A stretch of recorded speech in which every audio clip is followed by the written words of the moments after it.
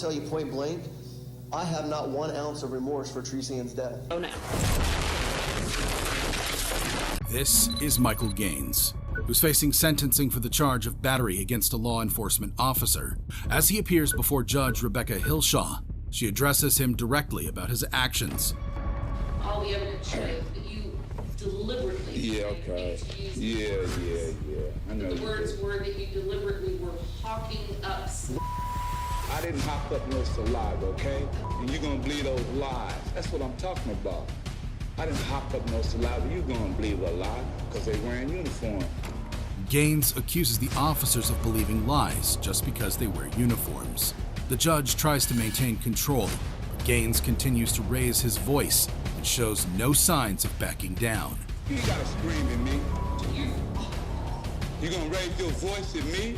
Oh my God. However, how Gaines talked to the judge was shocking, but how he replied to Assistant District Attorney Kevin O'Connor was even crazier. You raise your voice to me, I raise my voice to you. You just in a row. I appreciate Mr. Gaines making a point. You maggot mother. And I don't think I have to take insults. Use it. Tough guy now.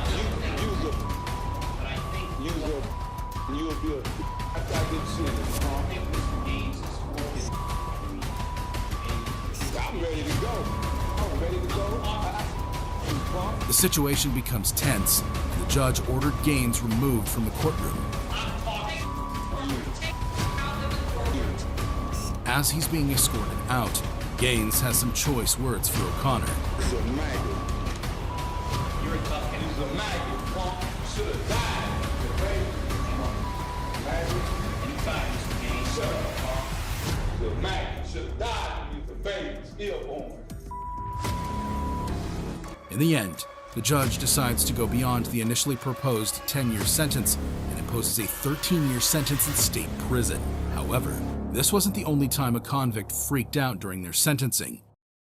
Take, for example, the case of Ricky Brown, who's facing several charges, including 5 counts of kidnapping, possession of a weapon by a convicted felon, discharging a firearm within the city limits, pointing and presenting a firearm, and resisting arrest while armed with a deadly weapon. Following a hostage situation in Newberry, the incident took place at the Vocational Rehabilitation Center on Evans Street near Wilson Road, across from Newberry County Memorial Hospital. The situation began around 1:15 p.m. when an employee at the center called 911 to report the incident. Brown initially took about 5 employees hostage, but all but 1 were able to escape as the situation unfolded. Fortunately, no one was injured during the incident, despite several rounds being fired by the suspect. Court records indicate that Brown has a criminal history, having been previously convicted of involuntary manslaughter. He served 20 years in prison and completed his community supervision in May of 2018. Fortunately, the hostage situation was resolved without further harm by the Newberry Sheriff's deputies. Brown was charged to court, but during his bond hearing, he claimed that his actions were caused by mental illness and not getting the help he needed. Give me some help for mental health, that's what I need, what I've been asking for. I went to mental health 3 times, asked for some help, and then nobody helped me. And still ain't got no medicine. As if Brown's crime was not outrageous enough, his reaction to his sentence was even more dramatic. Brown's reason would have been feasible if this was his first violent crime, but it wasn't, and a representative of the city, the police, reminded the court of that. The subject would be a danger to the community, would be allowed out of law. But Brown didn't take kindly to the lieutenant's opinion. And tell him why. Because I ain't had my medicine, that's why. Nevertheless, the judge agreed with the lieutenant and held Brown in custody without bond. Then, Brown lost it. You want to run your down here. Good luck to you, sir. You should have been on the front line. I should have shot you in your mother. Oh my God. Eventually, Brown was found guilty and sentenced to life imprisonment. However, let's compare the jaw-dropping reaction of Brown to the astonishing outburst by Bryce Rhodes. Mr. Rhodes, you can just bring him up right here. Why y'all having me come out like this for? I think you know why. During his sentencing in the Jefferson District Court in Louisville, Kentucky, Bryce Rhodes has already been indicted on multiple charges, including the murders of 3 people. 2 of whom were teenage boys. Since he was arrested, Rhodes' behavior has been unpredictable and, at times, violent, leading to him being brought into the courtroom in restraints and a spit mask. However shocking Bryce's crimes were, wait until you see how he handled himself in court. Rhodes was uncooperative in court and regularly interrupted the judge. You've been charged with assault in the 4th degree. I'm gonna keep talking because I don't want to have to see you back here for this. What you think can't find out where you live at? What you think at? I don't about none of that. Despite this, the judge informs Rhodes about his new charges and offers him a chance to enter a plea. Rhodes refuses to listen or cooperate. I've been charged with assault in the 4th degree, minor injury, terroristic threatening in the 3rd degree, and with physical contact. There are new charges. I'm entering a plea of not guilty on your behalf. Would you like me to read the arrest warrant to you? No, I'm not guilty. Rhodes is appointed a public defender, but continues to be uncooperative and makes threatening statements against the court. No, exactly why. Now, listen, stop talking. You have been... Are you done? No, I ain't done. He's taken back into custody, and the judge expressed concern about Rhodes' threats against the court and urged the county attorney's office to take appropriate action. Ms. Shoring, that was a threat against the court. I think that I'm asking the county attorney's office to take that into account and consider what to do with that. The case against Bryce Rhodes is ongoing, and he will have to face the consequences of his actions as the legal process continues. Rhodes wasn't the first person to be disrespectful in court, like in the case of Roshana and Colin Morrison, divorced parents who were before Judge James Hill over a contentious child custody case. Over the course of 3 days in the courtroom, the 2 parents have engaged in heated arguments and personal attacks against each other. Roshana accuses the ex-husband of abandoning their 3-year-old son and failing to provide child support. I'm angry that his dad lives in Durham, can go on vacations with friends, take mistresses out to eat, take her on vacation, and can't seem to see his son. On the other hand, Colin claims that Roshana withheld their son from him and seeks permanent custody. Judge Hill is visibly frustrated with both parents' behavior and lets them know it. I could care less about it, dude. I could. The 2 of you are not important. What's important is... He admonishes them for acting silly and reminds them that their son is the most important consideration in this case. That 2 parents, and I'm going to choose my words very carefully here, 2 parents can come in and act like such idiots, and you don't need to see 2 adults acting like idiots. Did I say the word idiots? Yes, Your Honor, you did. Despite the judge's astonishments, the heated exchanges continue and the tension in the courtroom rises. Don't you look at me. You say one more word, you say one more word, you're gonna go to the Durham County bed and breakfast today. The angry mother finally heeds the counsel of her lawyer, who's been nudging her to be quiet. After the 3-day trial, Judge Hill delivers his decision. Both parents of fit and proper persons have custody of our child under joint custody. Just when you thought the case couldn't get more intense, Roshana's behavior in the courtroom will leave you stunned.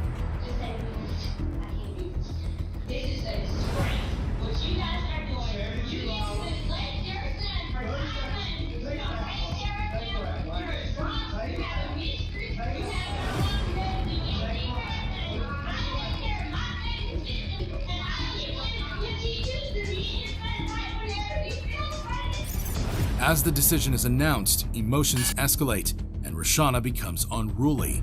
Officers try to restrain her and her brother. Sharon Smith attempts to calm her down. As the situation escalates further, additional officers intervene, leading to the arrest of Roshana and her brother.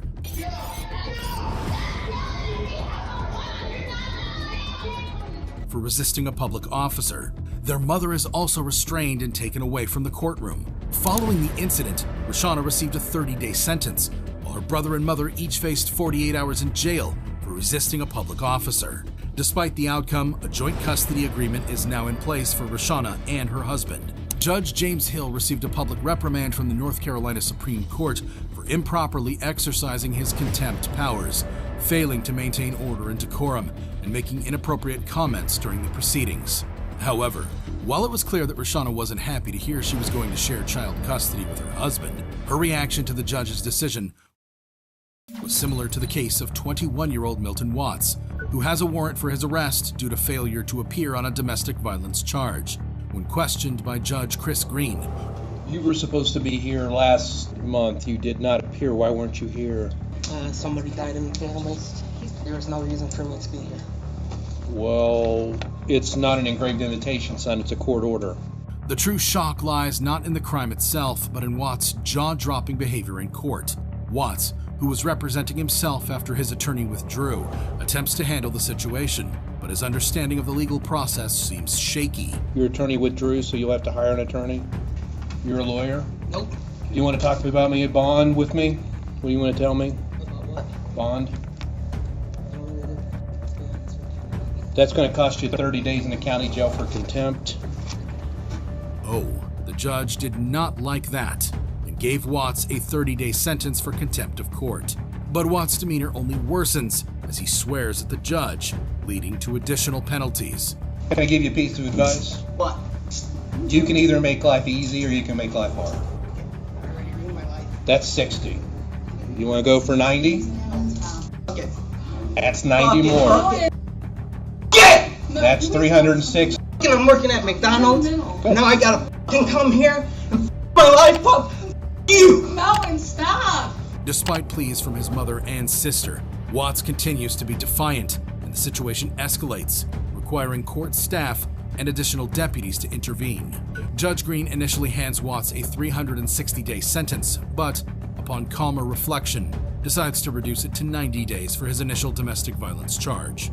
Watts eventually pleads no contest to his initial court charge and received a 5-day jail sentence. However, while Watts' reaction could certainly be dismissed as an effect of youthful exuberance, the same can't be said for the case of Christopher Colon, who's facing a bond hearing at the Broward County Courthouse in Fort Lauderdale, Florida, via video before Judge John Hurley. Colon is charged with 2 counts of violating an injunction related to a domestic violence case involving his ex-girlfriend.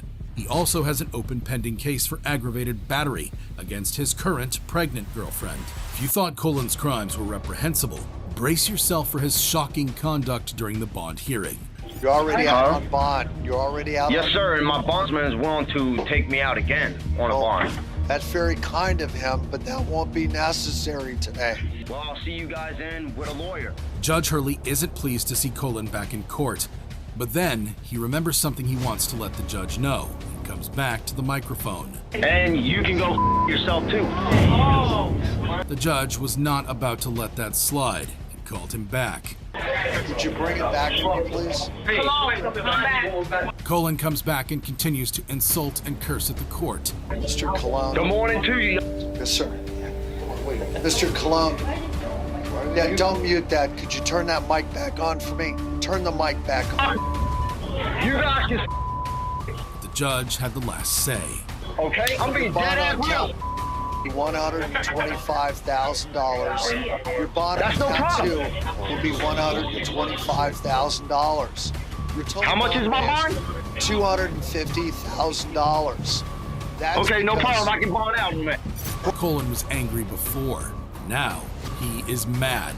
The court at this time is inclined to hold you in contempt of court. I don't give a... Go ahead, I got lawyers, man. Your behavior. I don't got nothing to say, man. Now, I will find you in contempt of court for disrupting this court. Now, I will give you was already going to find me in contempt of court. an opportunity. Judge Hurley sentences him to 364 days in the Broward County Jail. A week later, Colon appeared again. This time, something was different.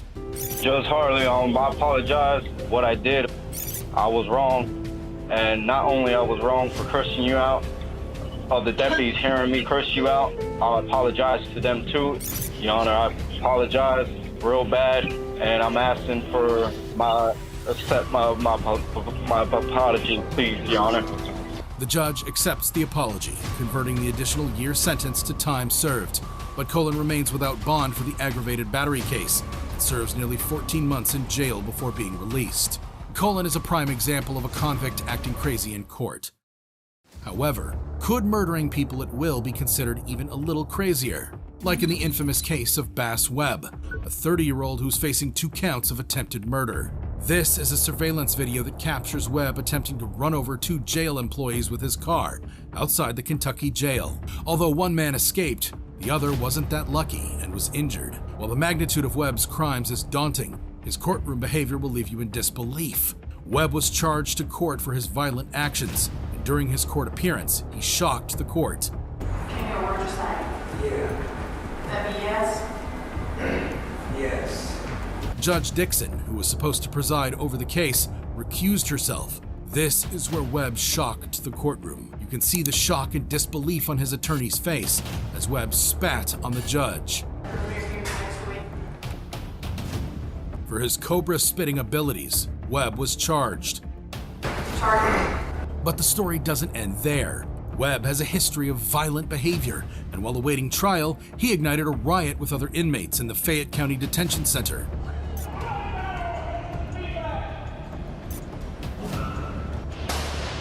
Webb was at the forefront of the riot.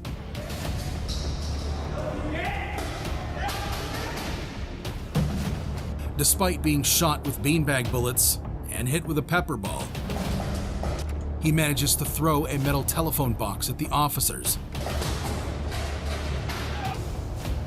Now, in court, Webb was charged with third-degree assault. He was found guilty and sentenced to 15 years in prison. Webb was later found guilty of 2 counts of attempted murder for trying to run over the jail employees, resulting in an extra 37 years in prison, making it a total of 52 years in prison. Years later, Webb is back in court after being charged with the decades-old murder of yet another girlfriend. Years in prison have changed Webb's physical looks and his head, but it hasn't changed his ability to shock the court. Webb's shocking head had tattoos bearing a rallying call to murder snitches and revealing a chilling murder hit list that includes all judges, all prosecutors, all cops, the media, and many more. Another part of his head bears an expletive. Evidence about how he choked his girlfriend to death and buried her body was revealed in court. Mr. Webb, do you want to come forward? Webb only laughed and sat back when the judge requested that he step forward. After a lengthy trial, the jury delivers a verdict. Webb is sentenced to life in prison with the possibility of parole after 25 years. However, just when you thought you'd seen it all, enter Melissa Hardwick, who was at the Russell and Wayne County Family Court in Kentucky, where a hearing is being held regarding a domestic violence order filed by her husband against her. The judge questions the husband to confirm the accuracy of his statements in the petition and whether he indeed seeks a restraining order against Melissa. And the respondent were married in the past and have children in common, correct? Yes, Your Honor. And were the statements you made in your petition true and correct at that time? Yes, Your Honor. Are you willing to make those statements part of your sworn testimony here today? Yes, Your Honor. The judge then asks the husband to provide a brief account of what led him to request the domestic violence order against Melissa, his ex-wife. Things have been escalating, I guess, since the first of the year, and Melissa's had a couple MIWs and a couple arrests, and she got out of jail in, I guess, April, and she started, we hadn't really had anything personal up until that point. She got out of jail in April. However, the real shocker came when Melissa unleashed her madness in the courtroom. When the husband starts recounting the issues, Melissa becomes disruptive and interrupts the process. My personal life is none of your business, John. It has nothing to do with Miss you Hardwick, boys. No. you will be held in contempt of this court if you become disruptive. I don't care. Despite the judge's warning, Melissa continues her disruptive behavior. I haven't done anything to this court. I haven't done anything to him. She will be arrested for contempt of It the court. doesn't make any difference. You will serve 10 days for contempt of court. But no sooner did the sentence leave the judge's mouth than Melissa did this. Go now.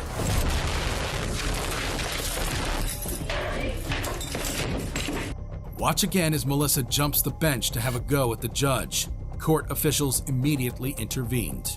During the altercation with court officers, while being taken into custody, Melissa cursed and fought the officers. After about 5 months in jail, Melissa Hardwick pleads guilty to the charge of intimidating a participant in the legal process. As part of her sentence, the court ordered her to participate in a rehabilitation program for 5 years, which allows her to avoid additional jail time. While Melissa's behavior raised eyebrows, it's nothing compared to the explosive actions of Isaiah Gardenhire during his trial in Mount Pleasant, Michigan. Gardenhire is at the 4th District Court after a 2-day crime spree. He's accused of sexually assaulting his girlfriend, killing her 13-year-old daughter, taking a couple hostage, sexually assaulting the woman, and robbing them. Don't be fooled by the severity of Gardenhire's crimes. Wait until you discover his outrageous actions in the courtroom. Count 1, homicide, open murder, statutory short form. Count 2, criminal sexual conduct, first degree, weapon use. During the arraignment, Gardenhire appears disinterested and even nods off while the judge reads the charges against him. If the assault is confinement. Count 6, unlawful imprisonment. He then yawns audibly, further displaying his lack of remorse. DNA to be taken upon arrest. The court may impose a consecutive sentence under statute. And it is also a Tier 3 offense. The prosecutor requests that Gardenhire be held without bond or be given a $2 million cash bond due to his violent criminal history. Looking at Mr. Gardenhire's criminal history is pretty significant. His criminal history consists of violent offenses, weapons offenses, failures to appear in court. In this case, due to the fact that Mr. Gardenhire is both charged with murder and the fact that he was on bond at the time that the allegations occurred. Charge her with murder because she's the one who did it. The judge warns him about speaking out of turn and threatens to mute his microphone if he continues to behave inappropriately. Everything else, no. All right, Mr. Gardenhire, this is your warning. The court will mute your microphone if you speak out of turn again. Despite the warning, Gardenhire continues to act out and makes offensive gestures toward the judge when his bond conditions are discussed. Alternative that bond be set at $2 million in cash surety. All right, thank you. Mr. Barbary, Mr. Gardenhire, I'm going to ask that you behave in a... All right. If I have any more acting out, sir, we're going to turn off your audio and your video. Go ahead and mute his audio and video. Thank you. The judge eventually sets Gardenhire's bond at $3 million cash or surety, but the hearing is cut short due to his disruptive behavior.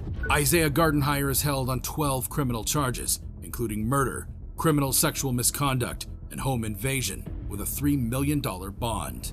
However, while it was clear that Gardenhire wasn't interested in the proceedings, his reaction during his arraignment was similar to the case of an 18-year-old named William Demopoulos, who is in a probation hearing for criminal damaging, unauthorized use of a motor vehicle, and obstructing official business. Prepare for a twist that will make your jaw drop. The hearing takes a bad turn when Judge Chris Green becomes annoyed with Demopoulos for refusing to hand over his cell phone to the probation officer. Give me that phone. What's in that phone you don't want us to find? Nothing, I just didn't see no need for you guys to confiscate my phone and go through it. I mean... And you play by your rules, you don't want to play by anybody else's rules. Judge Green insists on taking the phone for inspection, but Demopoulos tries to retreat. The judge calls him back, reminding him of the rules of probation. Okay, man. No, man, this is not right, man. I'm telling you it's not right. This system is so messed up. Stand there. If you're going to act up, give me an officer. Give me an officer. Please. No. I'm right now thinking about charging you with resistance. Please, it doesn't have to be like this, John. Stand there and stand like a man. I can't do it. I'm sorry, I can't do it. Then you're going to go to jail today. As the situation escalates, Demopoulos changes his story, claiming that the phone belongs to his brother. Whose cell phone is it? It's my brother's. Then why didn't you tell them that? I need him handcuffed, please. Eventually, he tries to escape, jumping over the table, but deputies tackle him to the floor.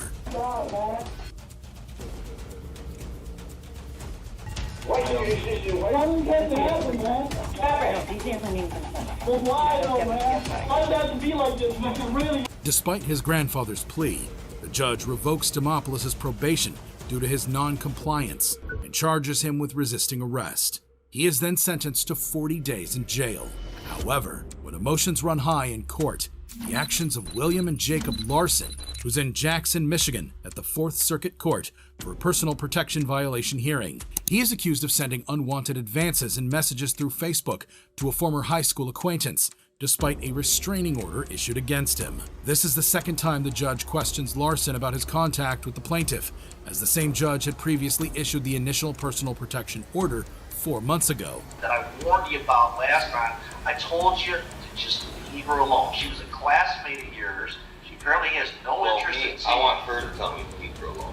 Despite the warning, Larson continued to violate the order, leading to his current court appearance. So today, you're going to jail for 3 days. All right? And the next time you violate it, you're going to jail for... Hey, you know what? You got a bad attitude. You had a bad attitude last time you were in court. Larson's defiant attitude and lack of remorse irritate the judge even more, prompting him to increase the sentence to 45 days in county jail. Okay? You and her are buddy. Y'all get along. Y'all are... 45 days county jail. 93 days in the county jail. You want to go for a year? Try it right now. One more word out of you, it'll be a year of county. Still not deterred, Larson continues to argue and show disrespect, leading the judge to raise the sentence to 93 days in county jail. Finally, the judge orders Larson's immediate arrest. Court officers step in to take him into custody. But when Larson was to be cuffed and taken to jail, he puts up a fight. Hands behind your back. Now, leave you alone. Tell me to leave you alone. Tell me right now. Put your hands behind your back. Put your hands behind your back. Tase this right now. Put it down. Prompting the judge to step in and help pin him down. Larson eventually spent 93 days in county jail. If you thought these convicts were shocking, you'd be amazed at this video of killers who cried in court.